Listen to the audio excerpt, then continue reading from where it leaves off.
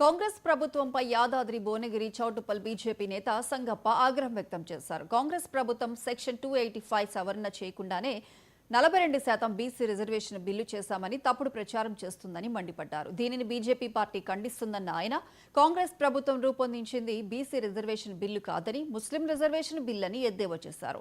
Congress party ఎన్నికల సమయంలో కామారెడ్డి కేంద్రంలో 42% బీసీ రిజర్వేషన్ బిల్లు ఏర్పాటు చేస్తామని మాటిచ్చి ఇప్పుడు ఇచ్చిన మాట తప్పిందని విమర్శించారు. కాంగ్రెస్ పార్టీకి ఏనాడు బీసీల విషయంలో చిత్తశుద్ధి లేదు.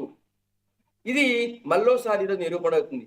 కేవలం బీజేపీని, కేంద్ర ప్రభుత్వాన్ని బద్నాం చేసేందుకే వీళ్ళు ఫస్ట్ ఏమో రాష్ట్రపతి దగ్గరికి బిల్లు పంపిస్తారు, తర్వాతనేమో ఆర్డినెన్స్ గవర్నర్ గారు పంపిస్తారు. ఆ ఆర్డినెన్స్ లో ఏముందో బయటకు చెప్పరు. ఆర్డినెన్స్ లో రిజర్వేషన్ ఏమంటే పర్సంటేజ్ లేదు, మేము కేవలం జడ్జిమెంట్ అనేటువంటి ఆ లైన్ ఎత్తేయాలన్నామంటారు. ప్రజల్ని ఒక కన్ఫ్యూజన్ లో, భ్రమంలో పెట్టి మేము బీసీలకు చేస్తామని చెప్తున్నారు.